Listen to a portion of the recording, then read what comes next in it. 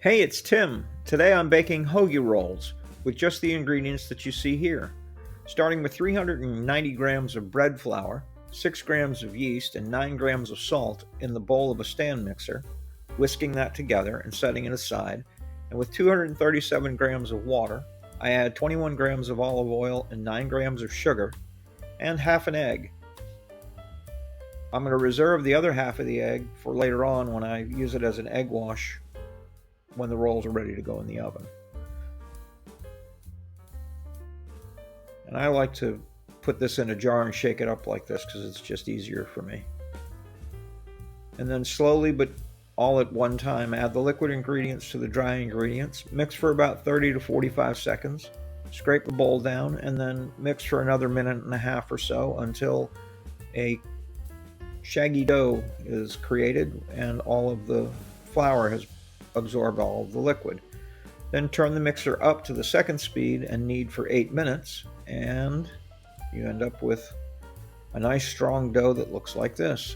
It's clean off the sides of the bowl but still stuck to the bottom, which is exactly what the recipe says you should end up with. Now we're going to turn that dough out onto a lightly floured counter.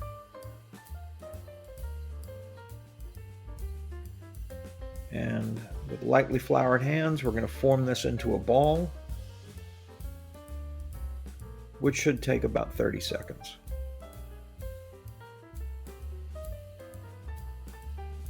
Once this ball is formed, the dough will sit covered to rise for about an hour or so until it's doubled in size.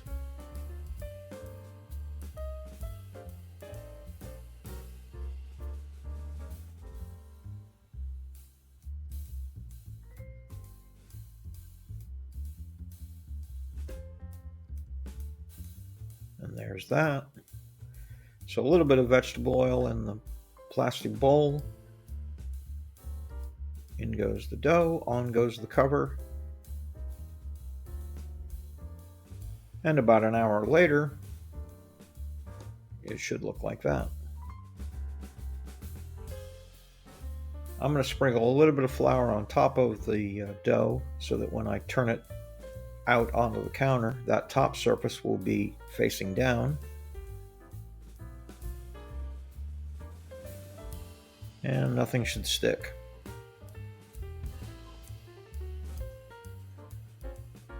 So I'm using my bowl scraper. I'm going to cut this into 4 equal, more or less, pieces. I could have weighed it, but it's not that serious. So this recipe that I'm using will make 4 hoagie rolls about 8 inches long. The recipe in the book is for twice that much, so I just cut the recipe amounts in half, and that's what I've listed in the description. Also, the recipe in the book doesn't call for using an egg wash, but since I had half an egg, I decided to do it. It makes the surface shiny, and I also decided to put some sesame seeds on. And the egg wash helps them stick. So since we can only work with one piece of dough at a time, the other 3 should be covered. And that's what I'm struggling to do here, is to find a way to make them fit under this plastic bowl. There we go. And now this is where this piece of dough gets formed, and it uses the technique that is pretty much classically used to make baguettes. So first shape it into a flat piece of dough that's roughly 4 inches square. This is more of a rectangle, but now it's more of a square. And I'm going to fold the top third into the middle and press. Turn it 180 degrees, fold the top into the middle and press. And now using the thumb of my left hand, I'm going to roll the dough over my thumb, and then with my right hand pinch the seam closed. Now if you watch somebody make baguettes and they have been doing it for a while, they'll use the heel of the hand rather than their fingers to make that pinching happen. which is what I believe I'm going to do in the ones that I do subsequently. So the rolling makes the round shape, and it makes sure that the seam is sealed, and it also stretches it out to the appropriate length. And you can see that I tap in the ends a little bit because I don't want to get it too long or too narrow. And there I'm just making sure that the ends are pinched closed, and that's it. So there are 3 more, and I time-lapse the footage that's coming up so that it takes less time to watch. But the technique is the same.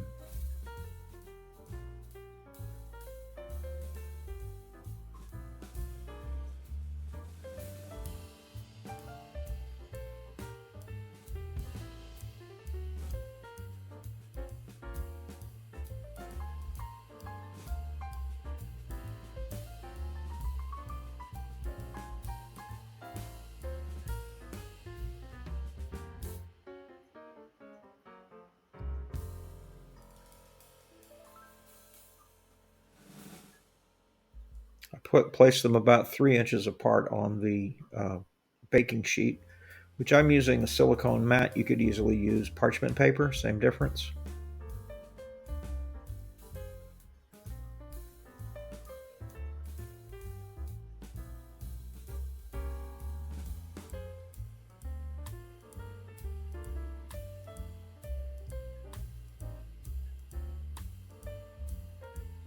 I'm going to use my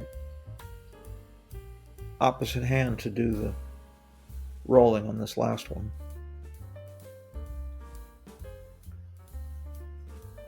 Just wanted to see that I could do it, see if I could be ambidextrous, and I was a little bit.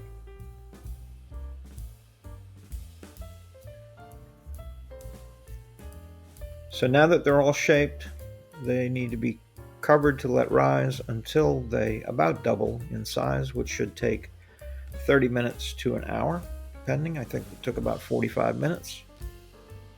As I've mentioned in many of my videos, I live in north central Florida, and it's typically about 90 degrees outside in June.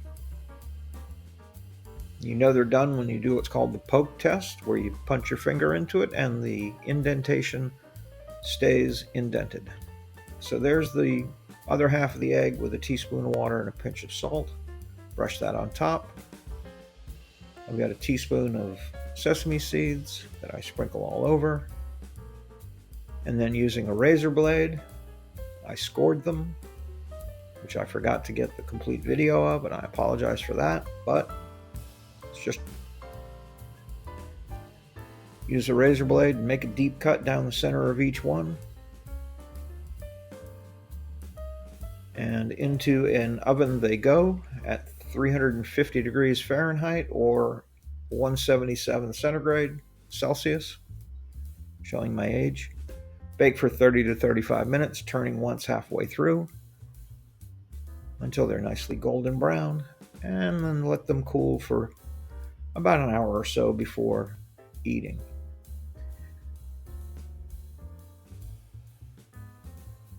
And we'll slice one open. So like the Kaiser rolls in the previous video, these have got a lot of body, so they'll stand up to whatever you want to pile in there. They use bread flour to achieve that. Gives you the structure that you need. It's got higher protein than all-purpose flour, so it makes a stronger gluten network and gives you that nice interior that is soft, but it is substantial, so that when you pile this high with sliced deli meats and cheeses and vegetables, you'll have a nice sandwich that doesn't fall apart or get soggy. And there are hoagie rolls and a sandwich I made. Thanks for watching.